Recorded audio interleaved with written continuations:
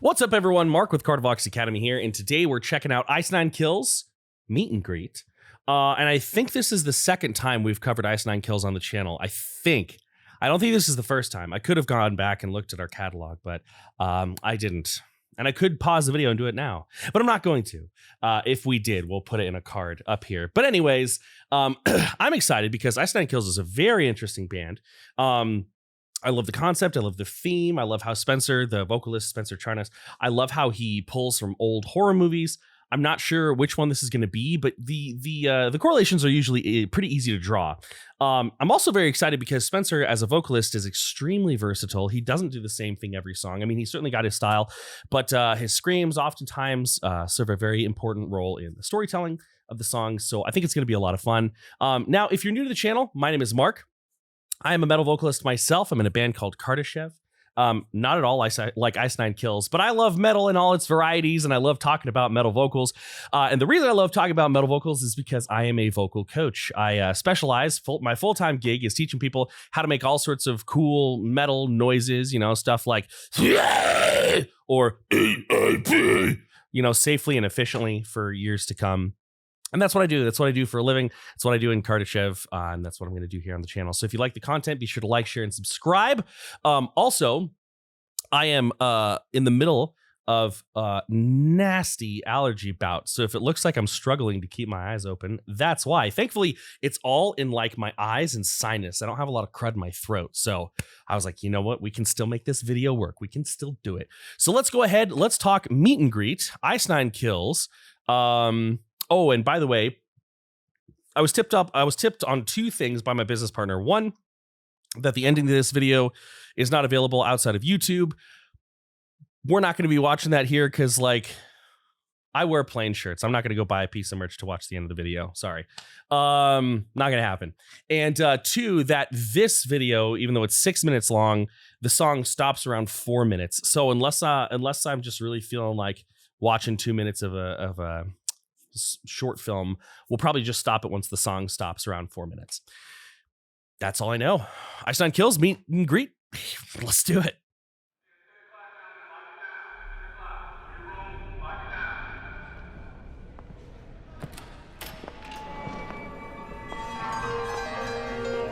He's in the last cell. Stay to the left. Thank you. Silence of the Lambs, clearly. Be careful. If he smells your fear, he'll eat you alive.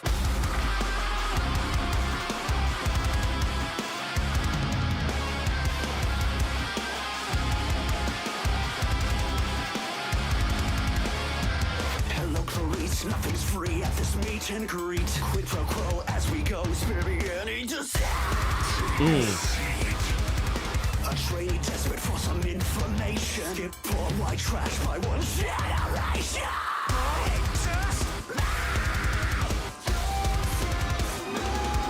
The silence is circling like lambs to a slaughter. This dance never ends. Across the course. Okay, that's a good place to pause it. So first and foremost, I am really, really enjoying how well I can hear what Spencer is doing in this song. His voice is never buried. His voice is mixed very much. Now this is just me talking loosely. I'm not like an engineer. I don't really talk a lot about production, but his voice is always mixed a little bit more like a pop singer would be mixed into a song than like, a black metal vocalist would be mixed into a song. And that makes a lot of sense, right? Because this is closer to pop. Ow. I pulled a muscle in my back recently, so that's what that's about. Anyway, it's a lot closer to that. And his vocal style is a lot more close to that as well. One of the things I really like about his singing is I hear a lot of Fall Out Boy. I hear a lot of Panic at the Disco, right? But I also hear a lot of Korn. And I've mentioned that to some people and they're like, I don't know about that. But really, I think if you listen, maybe he's mentioned that they're an influence, I'm not sure. He adds a lot of that snarl. He takes a lot of that resonance and puts it into the front of his face, into the mask with like not an excess of twang, but he certainly adds a little bit. So it has like sort of this sinister sort of like foreboding storytelling element, right? And if he were to just sing in the same pocket that, you know, bands like Fall Out Boy and Panic at the Disco do, it wouldn't work because they're singing, even though it's very similar in the fact that it's bright and that it's masky and that it's, you know, it's a high placed sound with a relaxed glottis, right? It wouldn't work because their delivery sounds so like happy and cheery. Whereas over here, you know, Spencer sounds very, very ominous, very menacing, you know? And I love that dichotomy. Also, Fry screams sounding sick, sounding so clean. I love the transition from the singing to the Fry. And for somebody who's learning metal vocals, that can be very tricky to do, right? When we're thinking about Fry screams, we have two necessary elements, and this is kind of necessary for any vocalization. So, you know, if I might say this and people are like, well, duh. Well, fair enough. But you need the airflow, right? And you need the phonatory source, which would be the Fry tone, right? And a lot of times people try to do their Fry down here, and that doesn't work. We have to place it a little bit higher. And then, you know, if we are trying to go for a pitched sound, which Spencer does a lot of pitch screams, then we need a pitch in there as well, right? This is why a lot of people, when they're starting to learn Fry, they'll try to settle back into or support from the space around their vocal break, the space above their vocal break. Like, for example, for me, my vocal break tends to be around an E4, sometimes an F, right? If I'm not having allergies, maybe an F sharp. But so what a lot of people do, this is a very common exercise, is that they'll settle back or, you know, lean into that Fry. So I'm sorry, that break. So they'll find that break, that spot where your voice yodels. This can be really hard for classically trained singers to do, by the way. I've had a couple of classically trained singers that I taught how to do Fry screams. And I will tell you, it was harder for them than it was for people who had absolutely no training, because classically trained singers had spent a lot of their time smoothing out their vocal break. But we want that yodel to kind of exist, right? So we kind of like,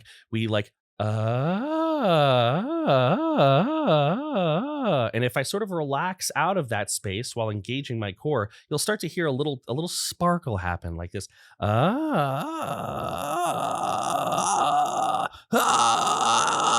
that's a really good starting point, right? That's a really good place to start. Now, Fry, maybe I'll talk about it later. We got a lot of song to listen to. Let's go ahead and let's listen to more, because I was about to go off on a tangent, and I'm really liking where this song is going. Also, the riffs, like Ice Nine Kills, I mean, obviously they qualify as a heavy band, but some songs are, of course, heavier than others, and I'm loving like just the aggressive tone. Also, Silence of the Lambs is one of my favorite movies. But it looks like he's making kind of a contentious choice. We'll find out here soon. Let's keep going. Yep.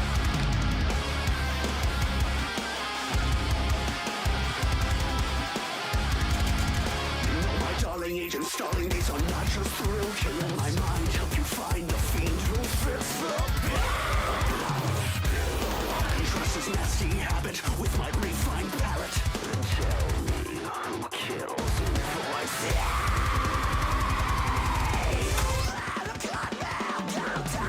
The silence is circling like lambs to a slaughter. This day's never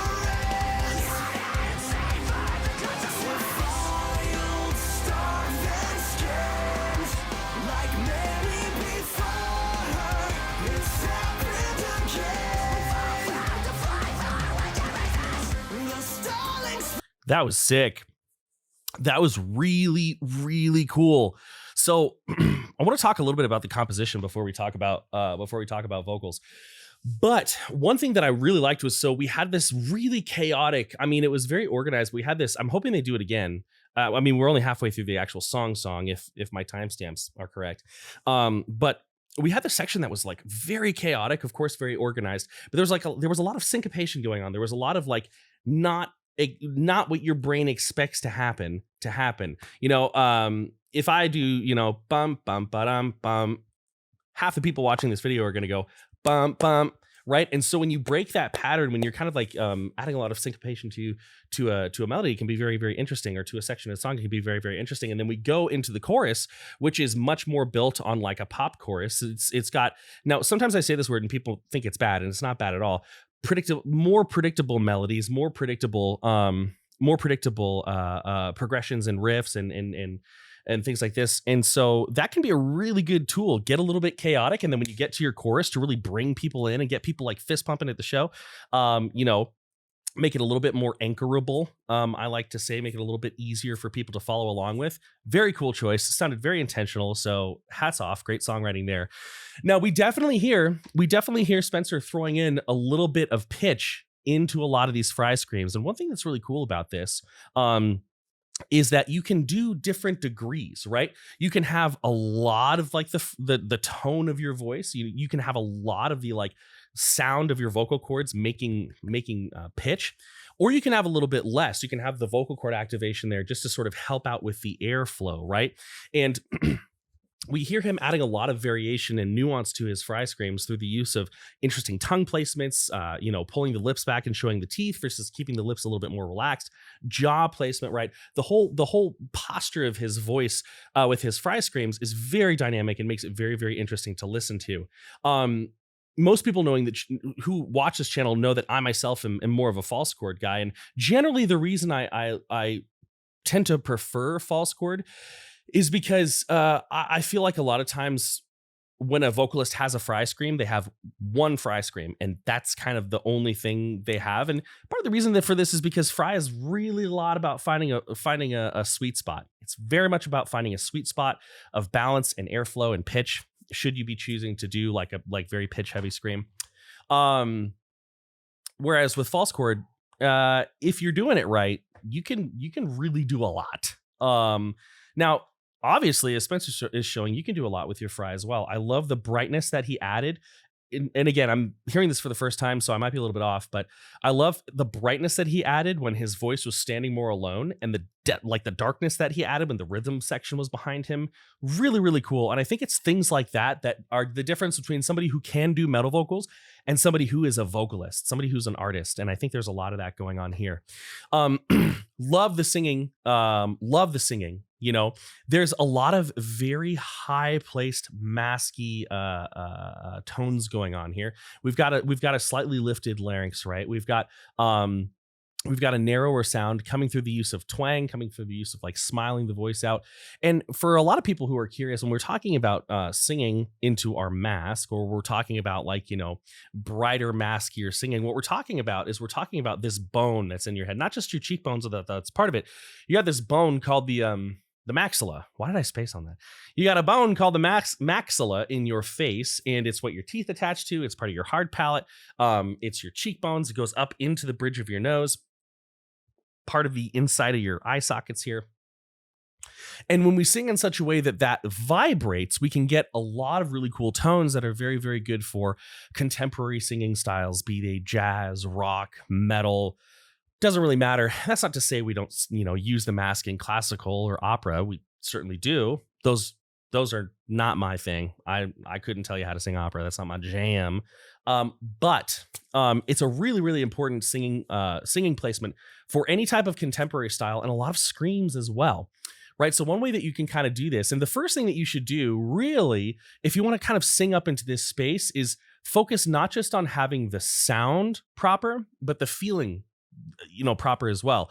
And what that's going to feel like is that's going to feel like buzz literally in this mask space. So if you were imagining wearing like a theater mask, like on the stick, and it kind of covers this area, if you were imagining one of those, that's where you kind of want to feel this. But you also want to feel a lot of relaxation around the vocal cords themselves. A lot of people think they're singing into their mask, but what they're doing is they're actually squeezing their vocal cords together really, really, really hard, because that can give you a bright tone as well, right? So one way you can do this is just kind of think about, eating something delicious. Like you can like, And I like to have my students actually like chew on nothing, right? Because that gets the mouth open, close, open, close, open, close. And that kind of makes the vibrations roll around in the front of the face.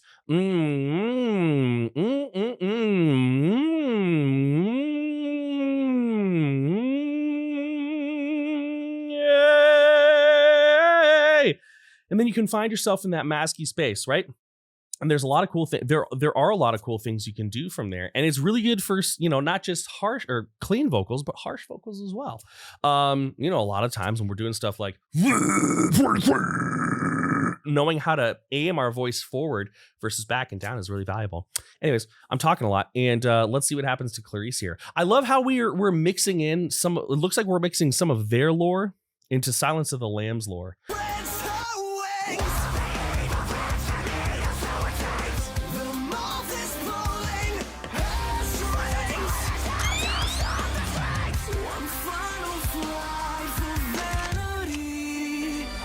Fuck me.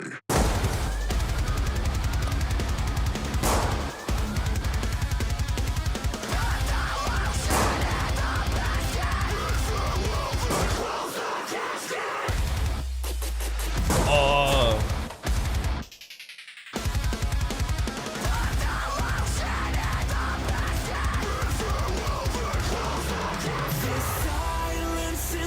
I love how he just mixed in the that we get in Silence of the Lambs. I won't mention what scene it happens in because this music video may make you want to go watch the film. It's a great movie. I love Silence of the Lambs. It's a phenomenal film. But I like it because I call it a film, not a movie. Anyways, I love how he mixes that in, and like the kind of breakdown, like the put the lotion in the basket. That's kind of funny to me. I don't know, like not silly, but I don't know. It kind of makes me chuckle a little bit. But man, one thing I want you to notice.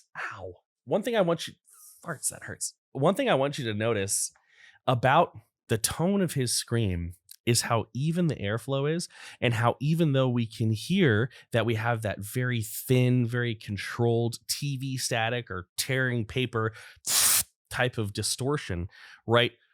We don't hear any restriction. And that is a really, really important thing about metal vocals. That's a fundamental about metal vocals that I think is incredibly important. And it doesn't matter if you're doing false chord or fry, or if you're going to be singing with grit, or you're going to be like doing a hybrid, whatever the hell we want to call things, right? Metal vocals are strategically guided, right? We can do strategic place areas of constriction and closure, but they're never restricted, right? We never want to be singing in such a way where like we're pinching off the airflow as much as we can and putting as much air pressure into it as we can. One way that I like to describe this to my students is like, imagine you have like 10,000 people rushing into a store at once, like a Black Friday sale. If you're from a part of the world where they don't have Black Friday sales, consider yourself lucky because they're disgusting. Black Friday sales aren't disgusting. The depths that people will sometimes stoop to get a cheap TV, that's disgusting. But anyway, now instead of some huge door with 10,000 people rushing into it, imagine that you have a bunch of small doors that people are going through single file, right? It's not constricted. It's just organized, right? So when I'm doing something like, like a high scream, right? If I'm doing something like,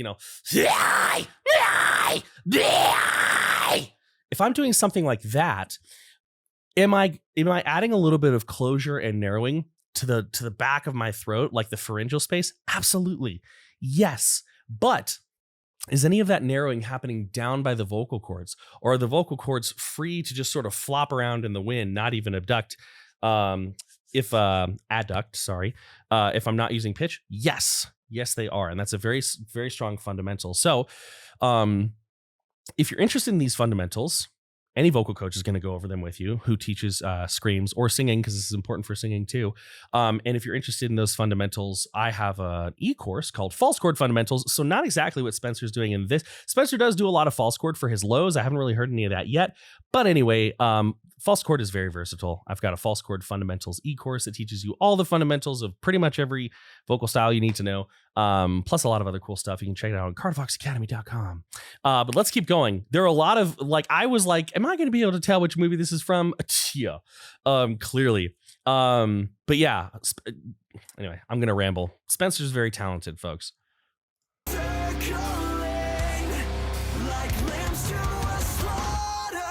This dance never ends. Final star that skims like many before. It's happened again. I'm going to go back a little bit because I want to call something out to you all that's really, really important. oftentimes my students will get a little confused, and not just my students, but just singers in general will get confused because on the one hand, we talk about how important placement is. And it is. Placement is really important. Really important. The majority of the time you can't sing a note or you can't get a scream as high or as low as you want. It's not because you're doing the distortion or the phonation wrong. It's because your vocal tract is the wrong shape, if that makes any sense, right? So anyways, they'll get kind of confused because they'll say, do a scream up here, nice and bright. And then I'll say like, we should darken that up. And they'll be like, aren't those contradictory? No, not at all, right? Not at all. We can take sounds that are bright and still make them darker. So he's got his singing voice placed roughly in the same spot for the majority of singing in this song. However, now there's a little bit of variation. There's a little bit of variation for sure. However, one of the coolest things is that like when he's a little bit lower, like a little bit more in his chest, right? Like circling, I think he's saying circling. Now it's not like dark with like tons of bravado going on here. But there's a little bit more weight. There's a little bit more low end in the voice. And then at one point, I don't remember what he says, but he lifts up and he gets into like this very nice mix. And he a lot of that darkness cuts out and it becomes very, very bright.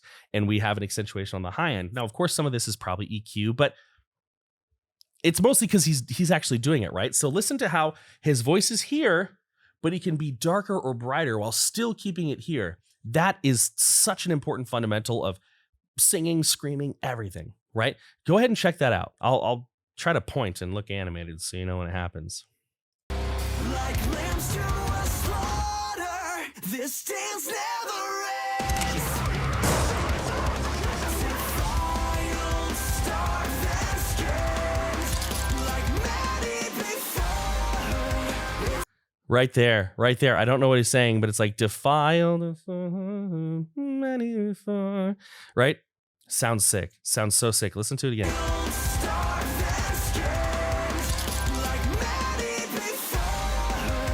It's happened again.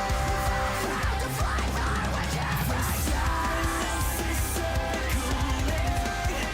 It's circling.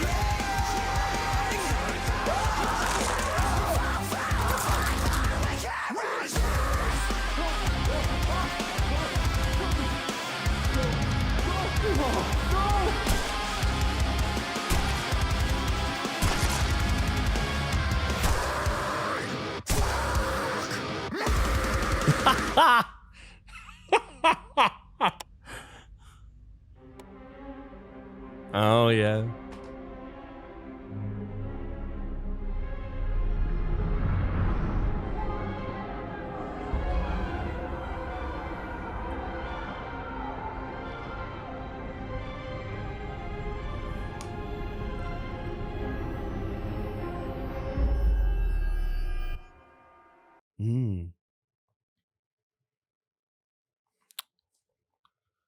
Okay. So I think this is where like the short film thing starts. For the sake of time and, making this actually qualify as fair use, we're going to stop it there. We heard some false chord lows at the end there. He didn't really do a whole lot of them in this song. But yeah, this whole song was phenomenal. This is really cool. I think I'm really intrigued now. I don't spend a lot of time listening to Ice Nine Kills on my own outside of I don't really listen to a lot of music outside of my job because my job is music, right? So sometimes I'll be real. I'm 35. I got a kid. My whole job is metal music. Sometimes I just sit quietly and it's marvelous. So the reason I'm saying this is because if I'm like woefully behind, please show me some grace. But I'm interested to know what the lore is, right? Because we've got him obviously playing Hannibal Lecter's role, but then also at the same time, it looks like he's playing his own character. And at the end, when Clarice takes the Hannibal mask off and it shows that other character underneath, that's really fascinating. This band is really good at storytelling, and I'm interested to see what's going on. I don't know if this is self-contained for this album or if this is a longer term story that they've been telling, but either way, I think this song's really cool. I love Spencer's voice. He is in a space vocally that a lot of other people try to be in. And that has been a popular space since I was in high school, but I think he's doing it very, very well. And I think part of the reason for that is because he utilizes so much like emotional expression. And also he utilizes a lot of different balances of his airflow. In one phrase, he'll let his voice have a lot more like weight to it. And then he'll lighten it up, right? He'll let it be dark and then he'll brighten it up.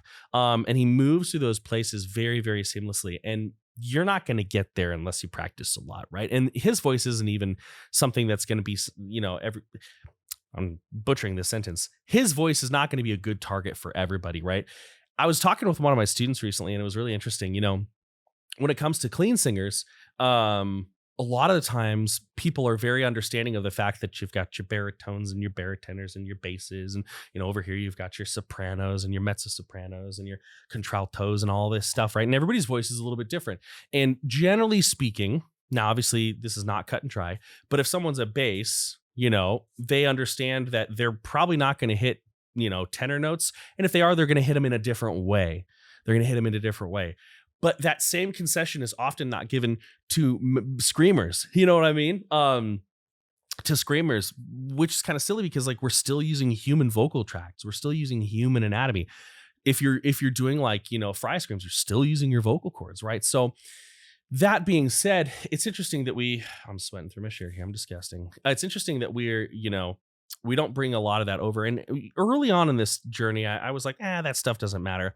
I've started kind of being more open to the fact that, your vocal type is going to have some bleed over into your screams as well. So I'm a big proponent of, if you're brand new to screaming, learn a fundamental scream first. False chord fry doesn't matter, right? There aren't just those two things, but those are two of the best starting points. Learn one of those first with the goal of just getting an idea and an understanding of what it means to create distortion. It's kind of like when you move to a new city. Sometimes you just drive around. You don't have a goal of where you're going, but you're just familiarizing with yourself with the city. I mean, nowadays we got GPS and everything, so maybe people don't do that as much anymore. But when I first moved up to Flagstaff for college, I just kind of drove around Flagstaff. This road goes here. This road goes here. Okay, that's a one-way road, right? We should do that a lot with our voice as well, whether we're doing like, really basic, small, like fry things like, ha, ha, or really basic, small false chord stuff like,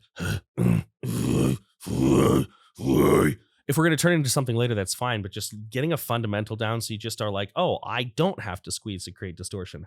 Oh, I don't have to have tons of pressure under my vocal cords. Really, really important. Great song, Meet and Greet. Love to see it. Love to hear it. Great job to the guys in Ice Nine Kills. Not like they need me to tell that. But beyond that, let's go ahead and call it there. I've got a lot of student emails to get through, so I'm going to make a dent on that. Thank you all so much for watching. Check out False Chord Fundamentals or info on one-on-one lessons on cardvoxacademy.com. Many thanks so much. Love, I'm out.